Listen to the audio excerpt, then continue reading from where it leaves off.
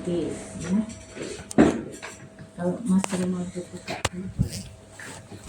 Dermatitis, inflamasi. Kemudian kedua, infeksi. Nah, infeksi ini kita bedakan infeksi bakteri kulit, infeksi jamur kulit, dan infeksi virus. Ya. Kemudian kita belajar kemarin sudah tumor, ya, tumor jinak, tumor ganas. Kemudian kita nanti akan belajar autoimun, salah satunya kemarin vitiligo, nanti ada psoriasis, ada SLE, nah itu masih autoimun. Kemudian yang terakhir itu di kulit sering kita temukan nanti infeksi yang berikutnya tadi parasit, kita sering nemu rabies ya, atau yang cacing itu Cutaneous larva migran. Kemudian kita masukkan kategori lain-lain, misalnya kayak kemarin kita udah belajar luka bakar ya. Infeksi bakteri, nah itu kemarin kita sudah yang MH, itu kan bakteri juga. Kita akan mulai ini ya, kita bakteri dulu. Nah, bakteri yang kemarin itu bakteri yang khusus spesifik ya, Mycobacterium leprae ya, penyakitnya lepra atau disebut MH atau morbus Hansen atau kusta ya, bakteri. Nah, sekarang kita akan belajar penyakit bakteri secara umum ya, bakteri di kulit. Jadi bakteri itu bisa masuk ke kulit karena kita pegang. Itu sering nanti pasien minta dijelaskan, oh saya bisa sakit seperti itu ya, anak main kotor, semua yang kotor itu pasti mengandung kuman. Kepegang, kemudian dia garuk, garuk kulit terbuka. Kemarin teorinya adalah kalau kulit non intak terbuka ya, maka kuman akan masuk. Atau dia lewat orificialis, ori lubang. Makanya nanti sering pada anak infeksi itu perhatikan sekitar orificialis. Orificialis ini mana? Coba kamu peragakan biar kamu tuh ingat. Belajar itu kita diem itu sering lupa, tapi kita pakai motorik kita itu sering lebih bertahan ingatnya. Orificialis kita itu mulut, hidung, mata, bayangan anak bocah, telinga, ya telinga, kadang kemaluan, pantat, dan udel, pusar itu juga anak main. Ya. Baru nanti area lipatan itu leher karena tipis ya. Dia main ngandung kuman masuk ikut ke biasanya jari kuku kita garuk kuman masuk. Jadi nanti kalau menjelaskan pasien biasanya penderitanya, makanya kalau orificialis itu anak, karena kita ingat ada fase anal, fase oral pada anak ya, dan masukkan apa-apa ke mulutnya. Nah itu risiko infeksi bakteri. Nah bakteri itu sejatinya dia enggak yang patogen banget ya, dia bakteri yang sifatnya ringan karena biasanya Staphylococcus atau Streptococcus, makanya jarang disertai demam ya, jarang disertai demam ya. Kalau gampangannya itu pasien datang dengan luka, kalau bahasa Jawanya oreng ya, luka ya, luka. Nah nanti kita akan belajar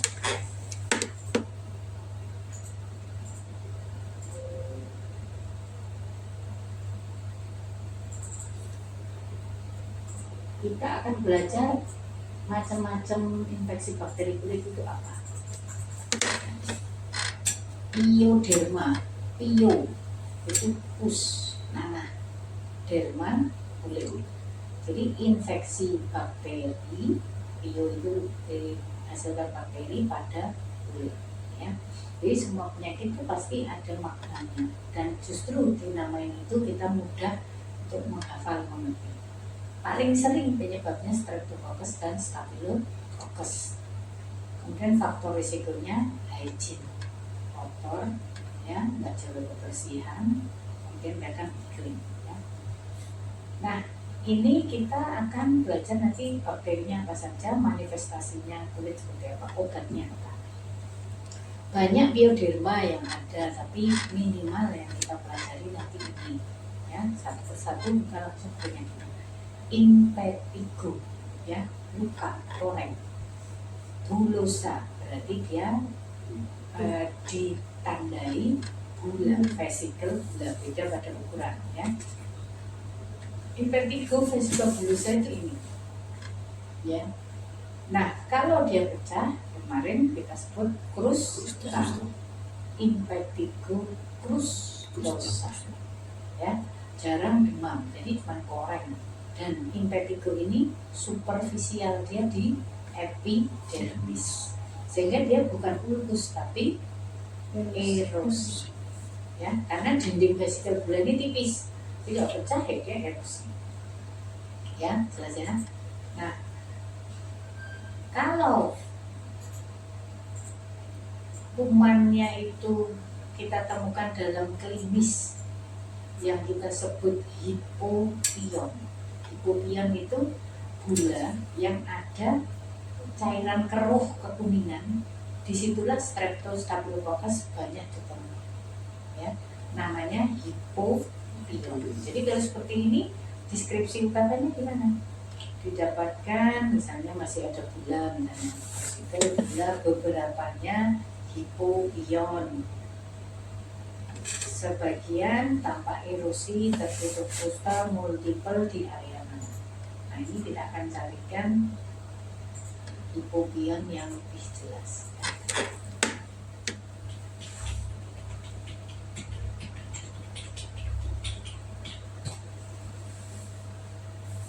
Hipopion ya, dia suatu endapan nanah, jadi dia mengikuti kayak gravitasi, nendap di bawah ya.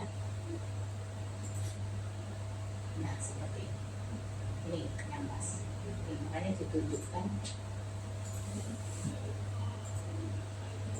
Nah ya, jadi vesikel gula dengan endapan pus namanya hipopion ya. Jadi seperti ini, tanpa vesikel gula, beberapanya hipopion dengan area erosi tertutup krusta. Ini krusta.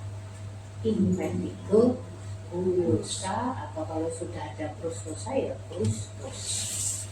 Paham ya?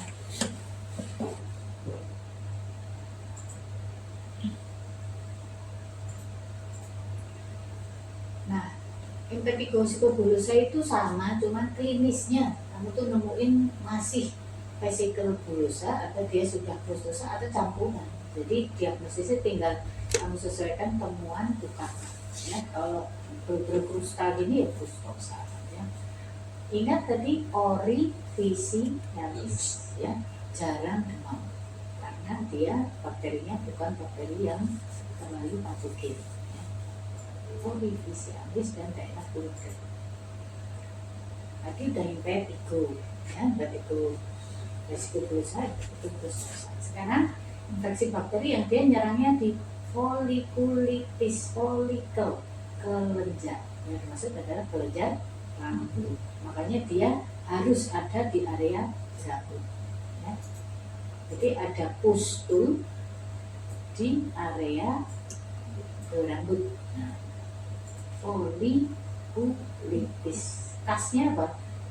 Nanahnya ini tembus rambut. Folikulitis, makanya dia ada di daerah rambut. Daerah rambut itu mana? Jambang, kepala, kadang yang lengan, paha, tapi saya rambutnya diluk-diluk cowok biasanya ada. Kenapa? Kadang tercabut secara nggak sengaja terluka, kadang pakai celana jeans yang terlalu ketat, yang besek-besek, atau waktu dia musak gosok ya, garuk yang luar biasa sehingga jadi luka. Maka ada kuman yang merusak di kelenjar rambut, folikulitis. Ini juga di dermis saja ya, dermis. Di daerah berambut. Makanya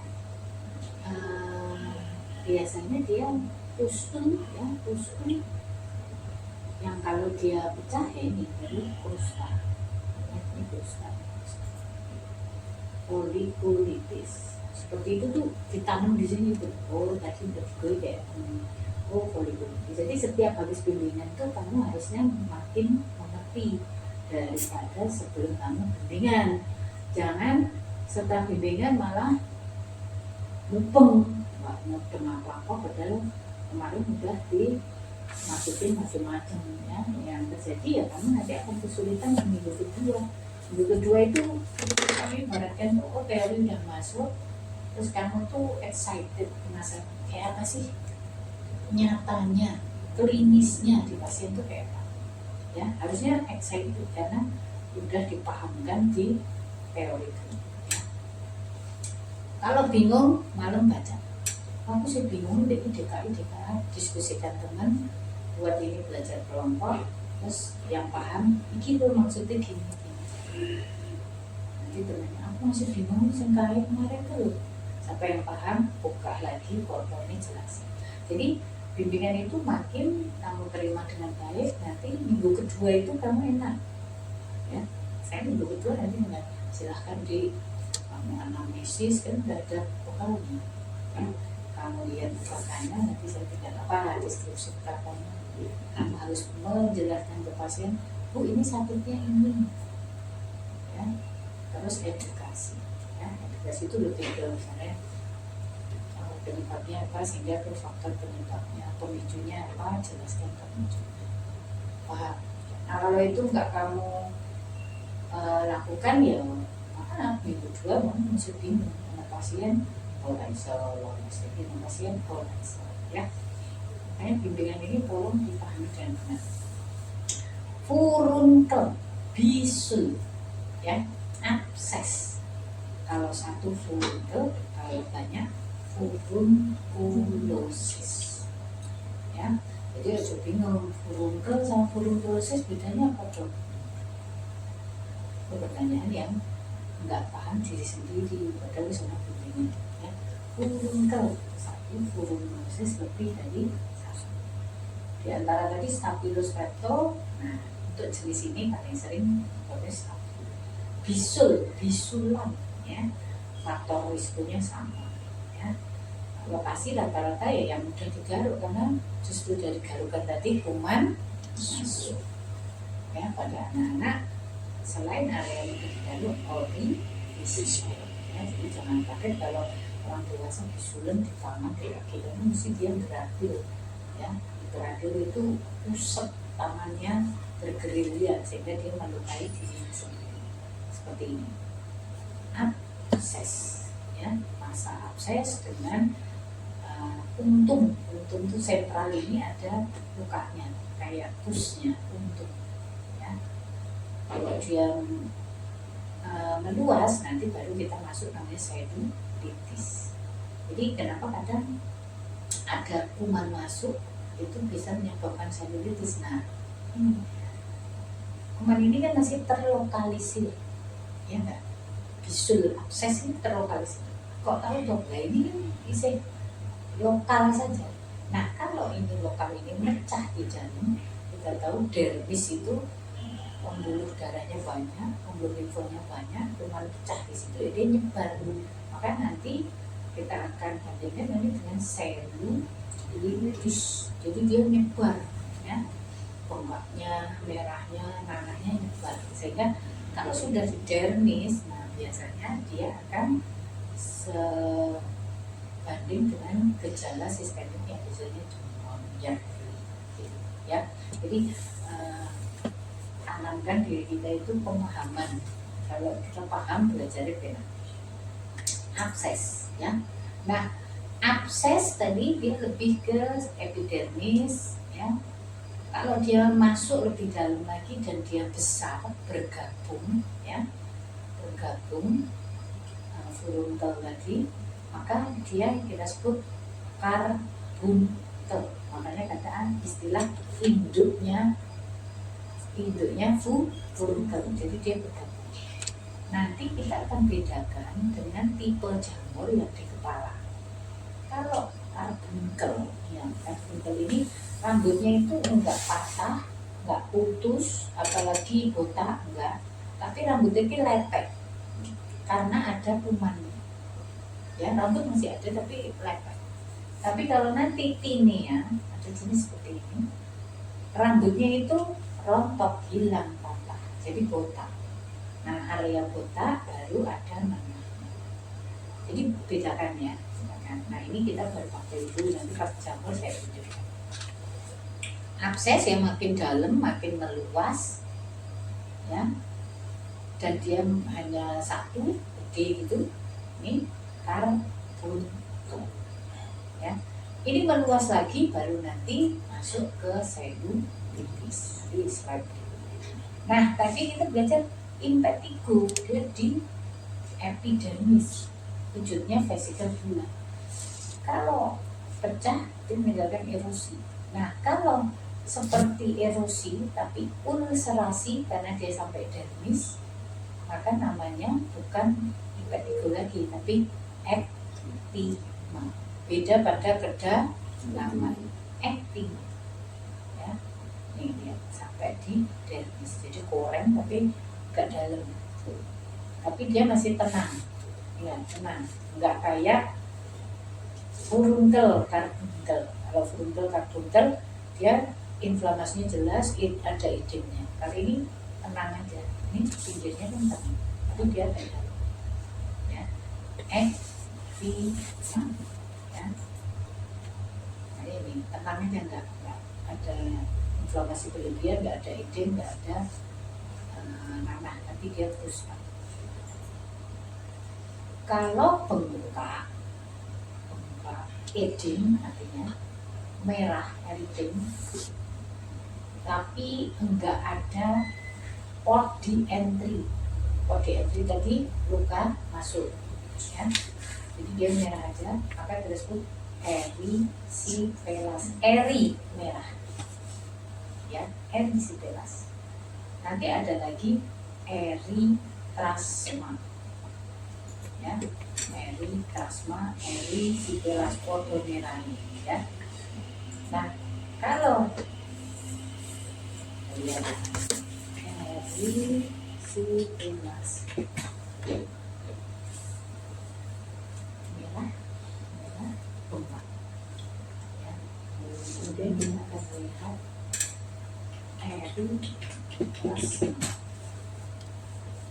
sama infeksi bakteri, ya, sama infeksi bakteri, tapi dia ada di daerah limpa,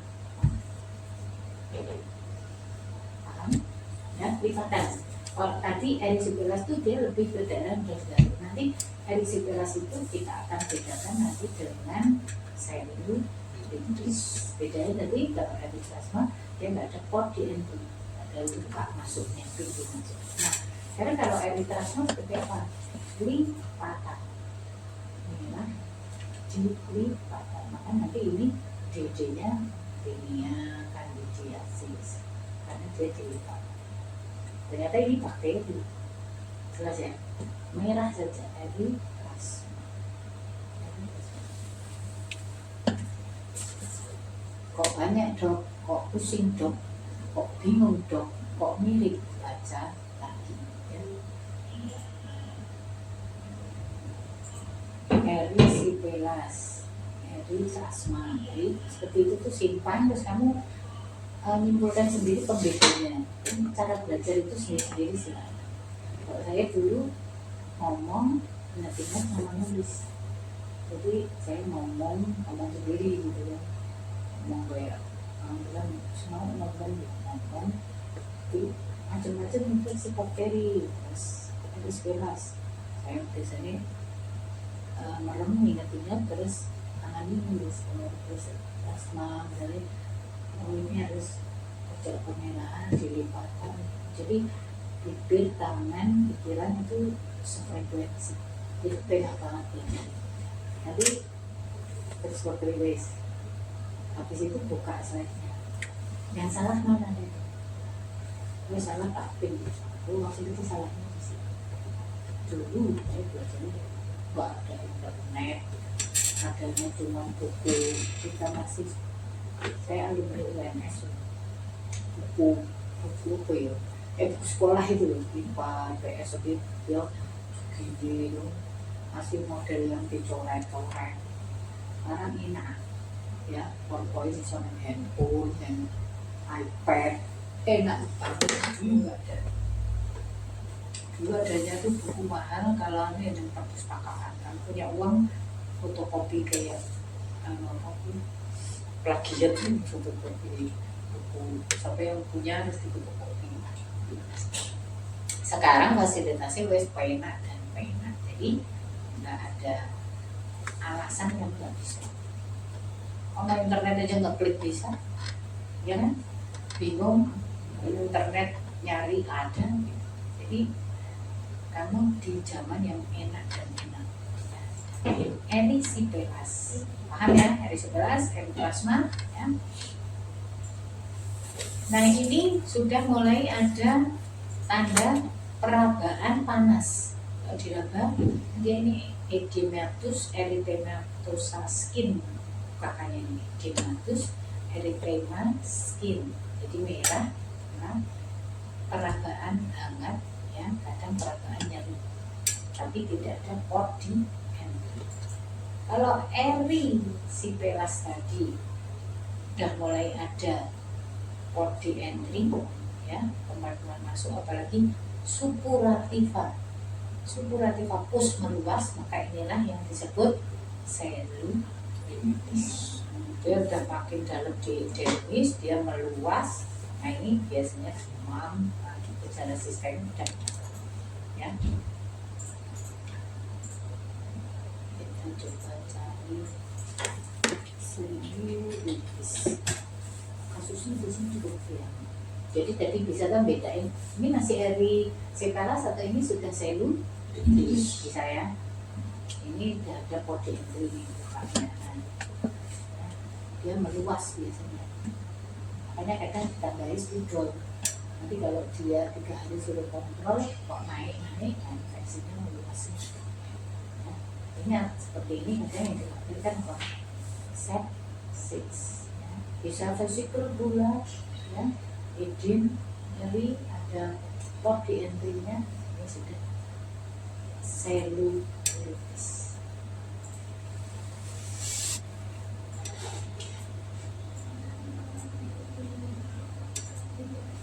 Ya, suppurativa meluas, ini port di entry awalnya, ya. Biasanya inilah yang kadang dilakukan bedah yang disebut apa? Debris. Ini bersihin nananya keluar. Karena kalau enggak nanah itu dia akan nyebar di dermis. Kadang kita harus infeksinya di atas. Nah ini S4, Staphylococcus skeletid skin syndrome. Infeksi bakteri, dia dari toksin Staphylococcus, wujudnya seperti transparan, ya. Transparan, squama, pengelupasan kulit itu transparan. Hampir seluruh badan biasanya pada anak. Kemudian tadi kita kenal furunkel, abses, bisul. Ini abses atau bisul, ya, tapi dia di kelenjar apokrin. Nah, kelenjar apokrin kita tuh paling sering di ketiak. Jadi nanti kalau ada abses di ketiak yang tertulis seperti ini, namanya hidradenitis suppurativa, ya, kelenjar apokrin seperti ini. Apokrin itu juga ada di inguinal. Pokoknya kelenjar apokrin itu yang mambukas di tubuh. Ketiak itu kan mambukas. Inguinal itu juga ada borkas. Nah itu bau itu dihasilkan oleh apokrin. Nah, kelenjar apokrin itu yang menyumbat yang infeksi, ya. Di masa abses, saya terasa kenyal, ya, kadang ada saya pecah tampak pus dengan edem, erythematus sekitarnya. Hidradenitis suppurativa.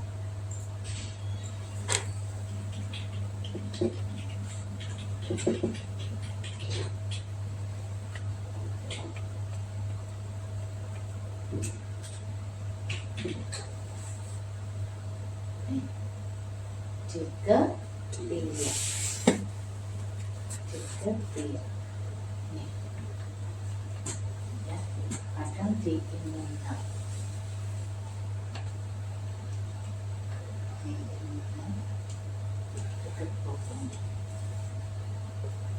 Jelas ya, hidradenitis suppurativa. Kemudian infeksi bakteri yang menyerang dekat kuku, maka disebut paranoia atau pionigia. Para itu dekat, nokia itu kuku. Jadi paranoia itu dinamai itu karena infeksinya itu dekat kuku. Pionigia disebut pionigia karena dia ada namanya pus, pus di sekitar kuku. Ya, kemarin kamu sudah lihat langsung ya yang di jari itu. Biasanya kalau di benar-benar di pinggirnya ini karena dia ingrowing nail. Jadi kuku tuh harusnya ini bantaran kukunya, jadi nggak kuku tumbuh gini. Dia tuh pinggirnya ini masuk gitu. Jadi gencet. Nah, yang digencet ujung ininya. Jadi ini terus belah bisa infeksi. Pionigia, paranoia. Itu infeksinya bakteri. Jelas ya. Sekarang setelah tahu infeksinya, ya kita langsung ke tata laksananya. Prinsipnya sebagai bakteri berarti obatnya anti bakteri, ya kan? Nah, antibakteri ada dua, ya. Apakah cukup topikal atau kombinasi topikal dan sistemik? Makanya gejala sistemiknya itu perlu digali. Ya, apakah demam bu, nyerinya berlebihan bu, ya. Kalau alasan klinisnya apakah meluas banyak, nah itu alasan kita memberikan apakah ini butuh oral atau topikal saja. Ya. Itu obatnya. Kemudian kita tahu tadi asalnya dari sumber bakteri, maka kita harus mencegah. Disinilah pengobatan non medikamentosa. Ya. Misalnya, bu, jaga kebersihan anaknya, bu, kalau habis main cuci tangan. Nah, itu yang non medikamentosa edukasi. Kemudian kalau luka itu kita bagi dua. Kalau lukanya basah, maka rawat luka, kompres, supaya basah. Ya. Setelah dikompres baru nanti salep. Kalau lukanya kering, langsung disalep topikal. Nah, kadang tadi beberapa kasus ada keluhan sistemik. Ya, demam, gatal, nah itu tinggal mengikuti pengobatan sistemik. Jadi dasarnya adalah kalau ada gejala sistemik atau klinisnya tadi utakannya luas, maka pertimbangan yang antibiotik sistemik. Jelas ya, bakteri, obatnya anti. Nah, dari macam-macam infeksi tadi kita simpulkan kan, belajar ki yo angel tapi dibuat mudah. Antibiotiknya itu dikatakan efektif jenis mupirocin, ya, mupirocin. Kalau nggak ada mupirocin itu asam fusidat, ya. Nanti di puskesmas kamu lihat namanya fuladic acid. Acid ini bukan asam ya, tapi ini antibiotik. Ya, ini nanti ngomong di puskesmas tuh pertimbang gentamicin dia ini lebih bagus, ya. Efektivitas kita belum bagus dan efektivitas. Fuladic acid ya generiknya. Kalau mereknya ya macam-macam, ada Fuson, ada Fusit dan macam-macam. Koas itu yang boleh ditulis adalah generik, paham ya? Dari Fusit dan macam-macam. Nggak boleh nulis merek, harus isinya.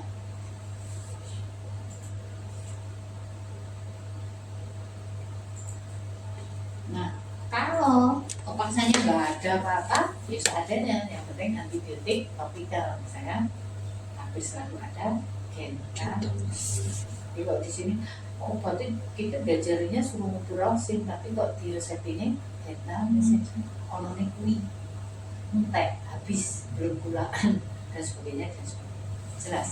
Tapi kita belajar harus sesuai teknik. Paham ya? Nah, lalu kalau kita butuh yang oral, nah makanya nanti di minggu ketiga kita akan lebih detail nulis resep ya, baik topikal maupun oral. Nah, kalau antibiotiknya butuh oral ya kita harus lihat apakah dia anak atau dewasa itu dulu. Kemudian berapa dosisnya?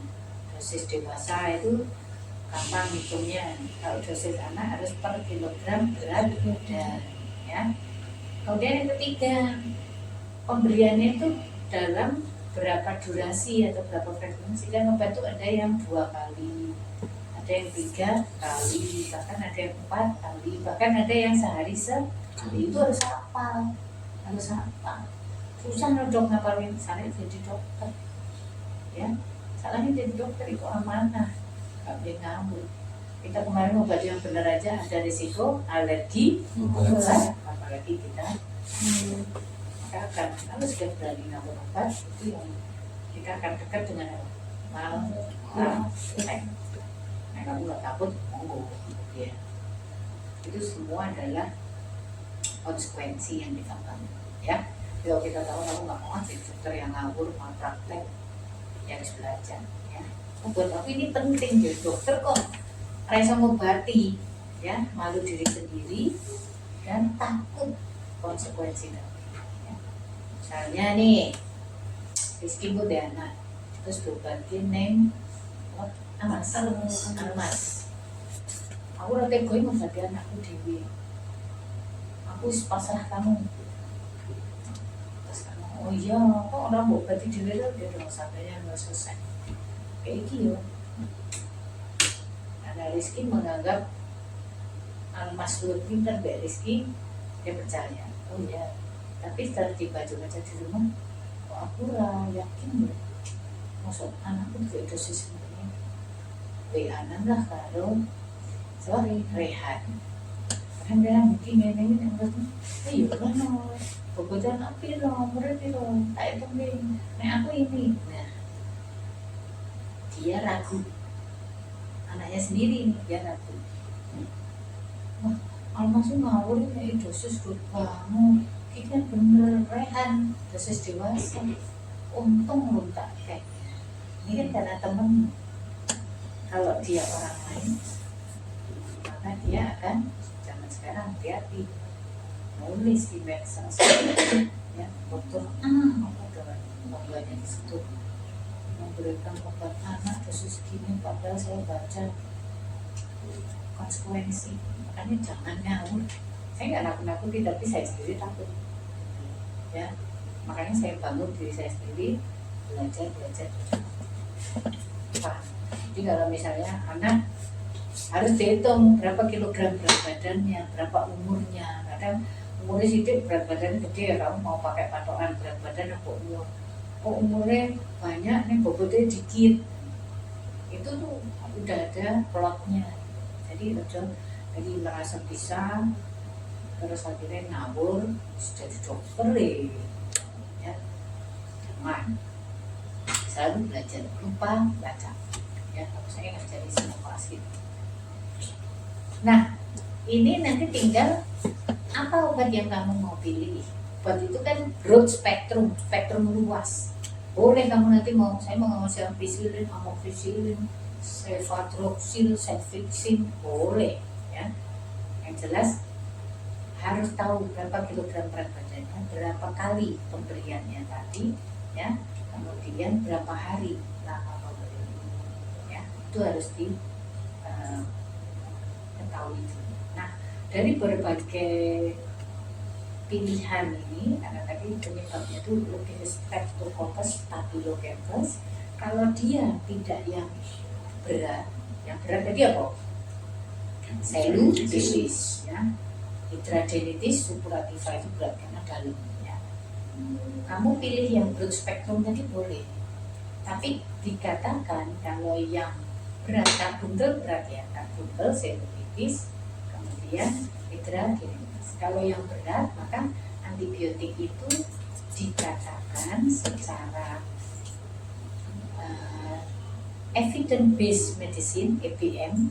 Nah, itu pilihannya adalah clindamycin, ya, clindamycin, dan atau kadang doxycycline.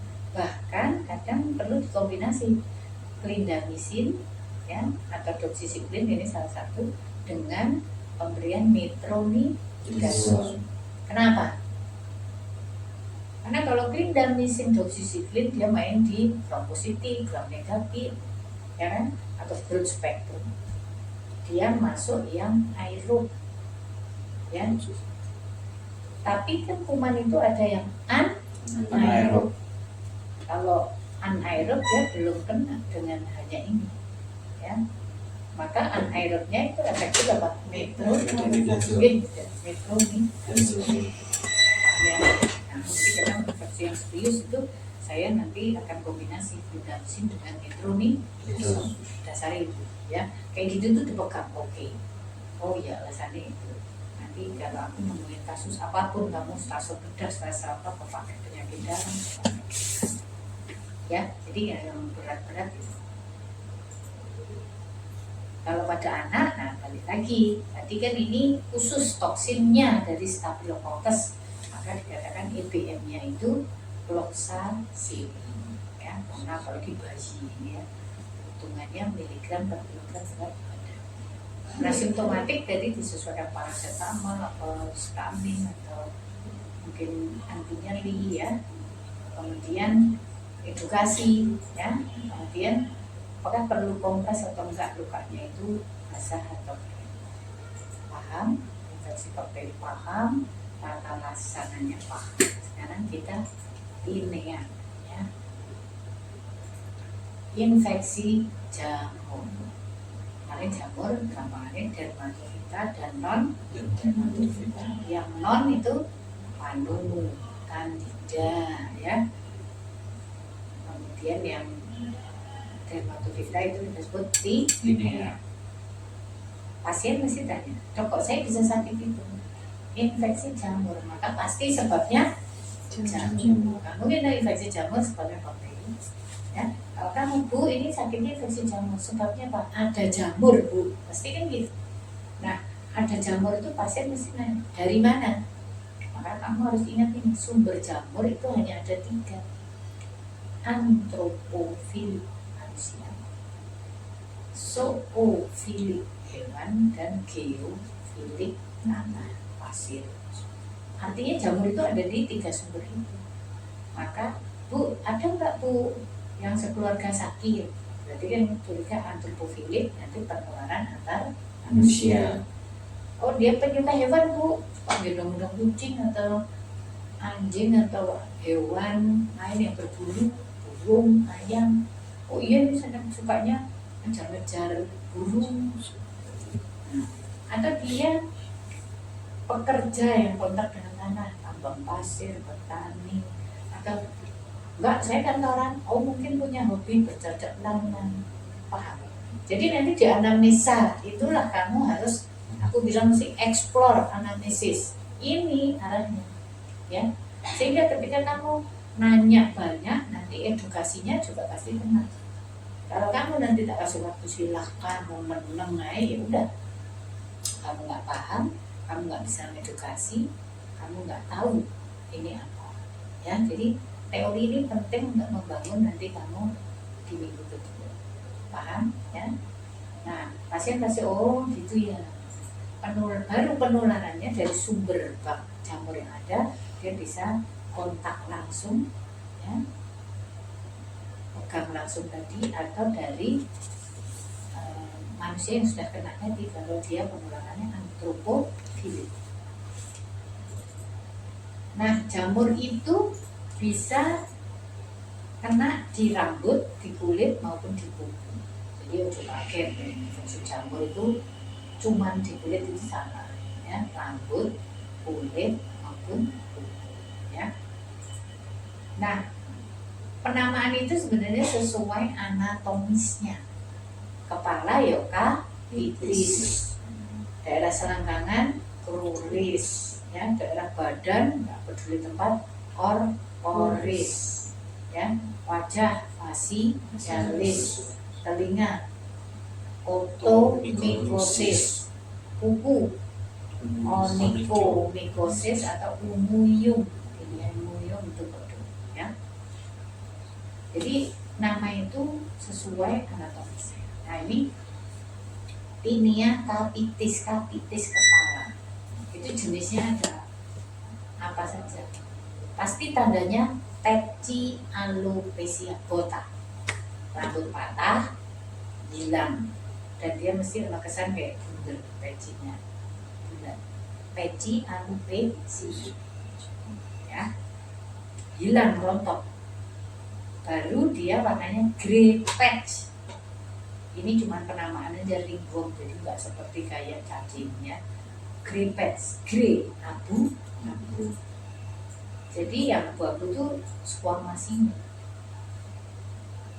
Ada peci alopecia dengan squamasi berwarna A2, grey patch, tinea. Oke.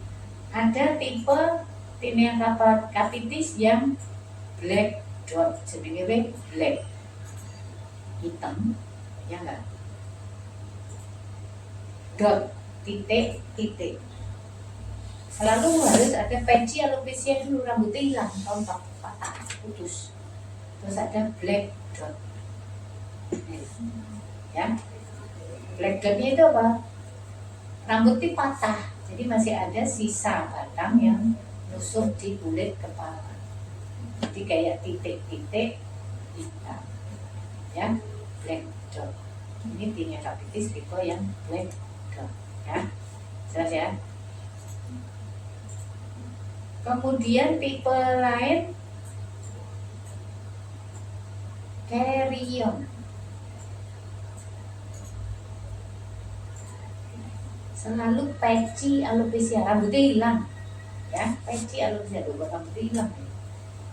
Di dalam peci alopecia itu ada papul pustul,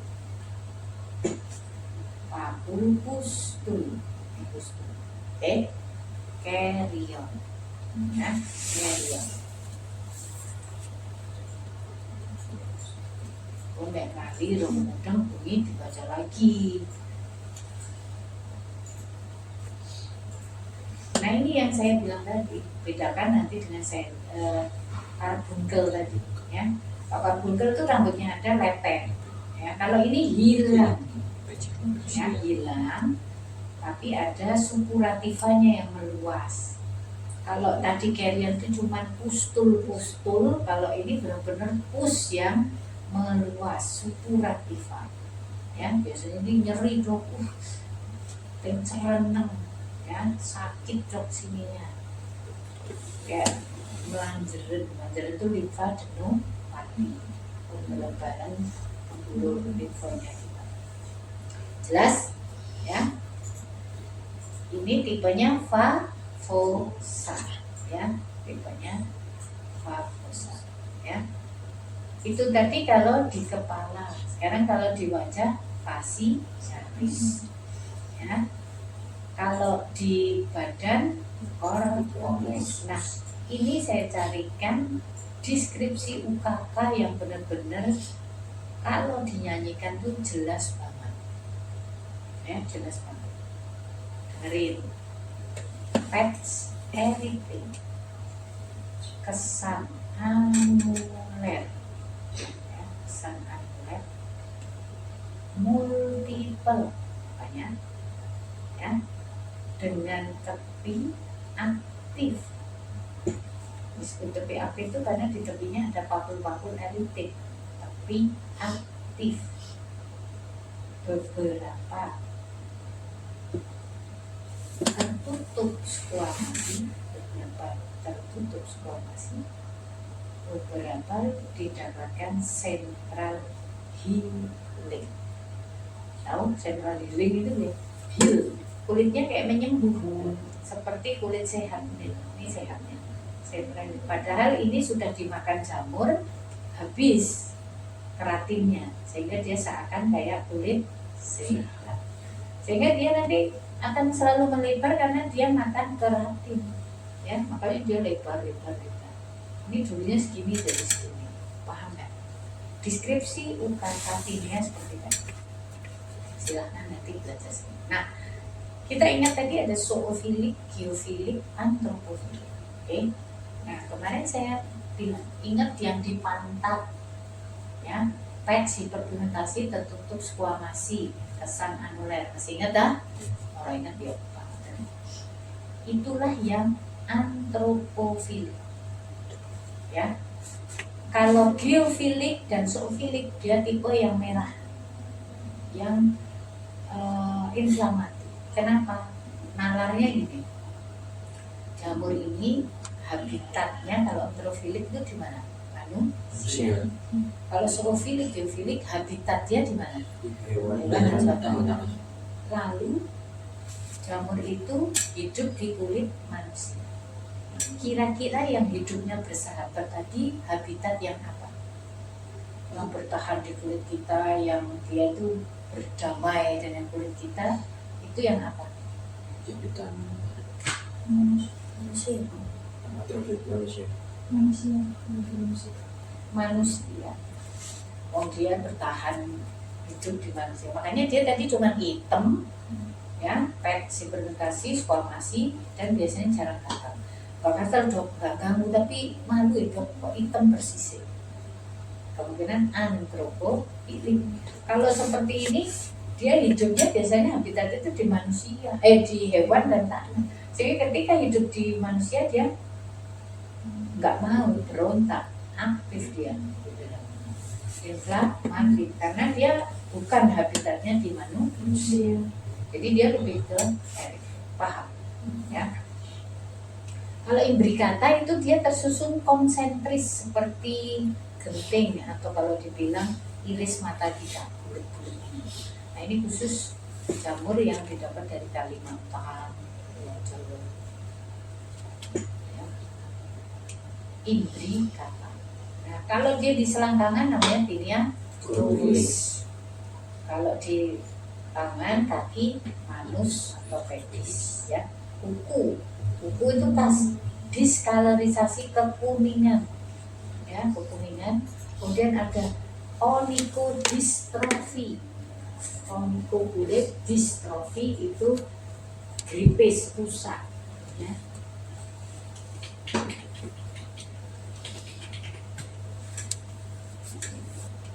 Gripes, rusak nih, gripes, rusak, entah transversal atau nanti horizontal, rusak.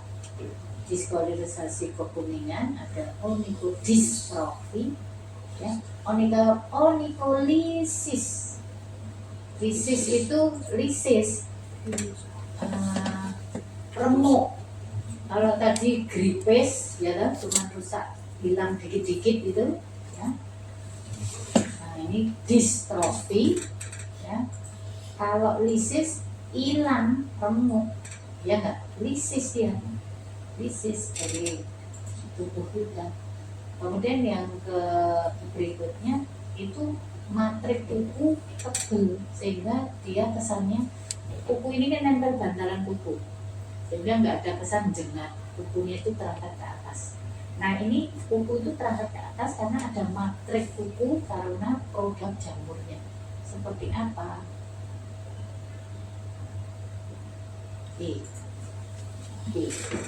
Kuku ini jengat ke atas karena ada isi produk jamurnya. Mudah, ya. Nah, ini matrik jamurnya ini, ya. Dia kukunya itu gimana? Makanya kadang nanti bisa lepas sendiri itu lama-lama karena dirusak ini, nyumpel di sini jamur. Oke?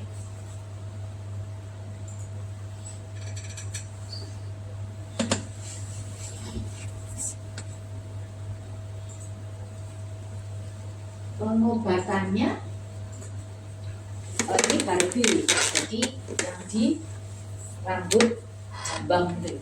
Nah, itu ada tinea, kita namain tinea Barbie. Jelas tinea itu tadi sebabnya apa, jelas lokasinya jelas wujudnya masing-masing, jelas deskripsi UKM-nya. Besok tinggal kamu cari pasien, kemudian kamu cocokkan teori itu tadi. Ya. Nah setelah tahu jamur, ya pasti harus tahu obatnya. Ya, ini sepintas dulu. Nanti cara nulis resepnya di buku ketiga. Infeksi jamur ya obatnya anti jamur. Anti jamur ada dua. Apakah topikal saja atau topikal dan oral? Kalau ini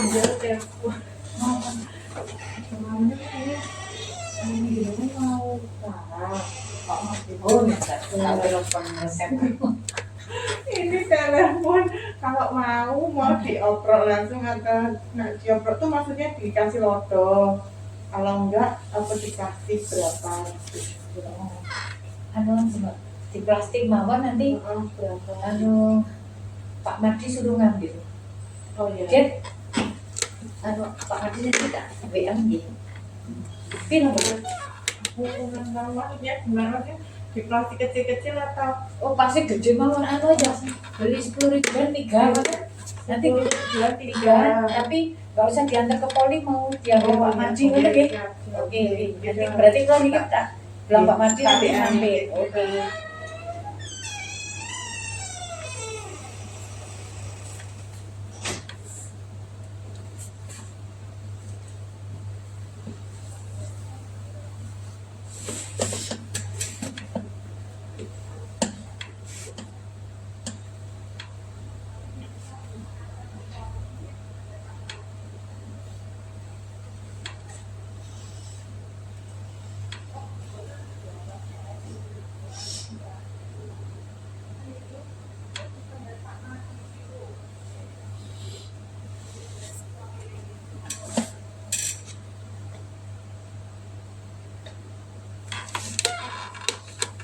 Nah, jamur ini hampir tidak pernah disertai demam. Jadi dasarnya kamu ngasih oral itu bukan gejala sistemik. Gejala sistemik berlaku hanya pada infeksi bakteri. Jelas. Nah ini pertimbangannya apa? Luas tidaknya. Oh lokal saja cuma dikit, ya berarti cukup anti jamur topikal. Oh kok luas, di mana-mana ada, butuh topikal dan oral. Ya, kayak gitu tuh kayak prinsip gitu.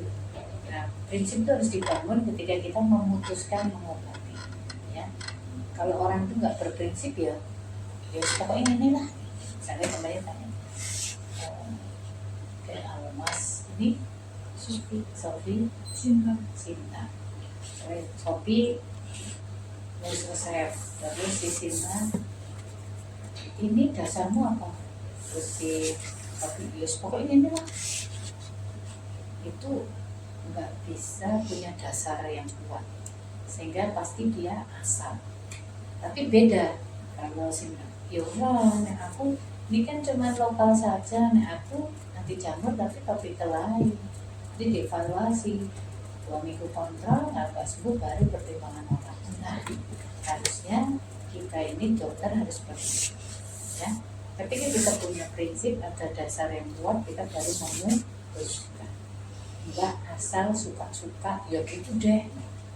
Nanti kita nggak menjadi dokter yang bertanggung jawab. Nah ini dasarnya mau dok, apakah ada beda antropofilik, geofilik, zoofilik? Enggak ada beda ya. Yang jelas diagnosisnya tegak infeksi jamur. Cuman bedanya nanti pada apakah kamu mau topikal saja atau topikal dan sistemik ya.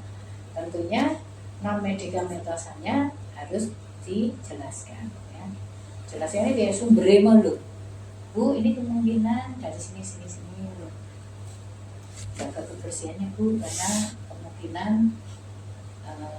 jamurnya masuk. Nah, anti jamur itu macam-macam. Kalau tadi yang non dermatofita ya, candidiasis, maka kita bisa ngasih nystatin, candistatin. Nah itu hanya berlaku untuk candida. Jangan nanti nystatin mbok keke ngguti Nih, nah itu udah ngawur meneh gitu ya.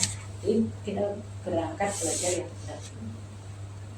Kemudian kalau yang bisa dua-duanya dok, tinea dan candidiasis, ketokonazol itu ada topical, ada oral. Miconazol dia hanya topical. Jadi gua aja ngawur kok hasilnya gaya miconazol tablet gawe yo pabrik dhewe. Ya, nah kayak gitu tuh kan prinsip ya. Jadi kita harus tahu dulu baru nulis resep ya. Ketokonazol ada oral ya 200 mg dan ada topical. Kalau miconazol dia topical ya. Kemudian nanti ada flucitosin, tapi ini jarang, nggak mahal. Nah yang terjangkau murah, sediaannya banyak. Griseofulvin. Griseofulvin ini efektif, aku bilang efektif itu bukan berarti nggak bisa, efektif untuk tinea. Dia tidak efektif untuk candida, tidak bisa untuk PVC. PVC kan juga non dermatofitosa. Kok PVC itu apa? Ketokonazol. Jelas ya? Ya, jadi nanti misalnya, dok, saya mau ngasih ini kok, ini obat jamur boleh, tapi dasarmu tadi, ya. Kemudian topical gampangannya ya, apalnya ketokonazol dan miconazol. Ini sol ini bisa untuk candida, bisa untuk tinea, bisa untuk PVC, ya. Kemudian ini orang tadi hafalin sediaannya ya. Yang sering kita pakai griseofulvin, ketokonazol. Ya, kalau ini mahal, ini mahal. Nah, non medikamentosa saya ini nanti yang kamu terapkan ke pasien. Bu, jaga kelembapan, jangan pakai baju yang ketat, harus yang nyerap keringat.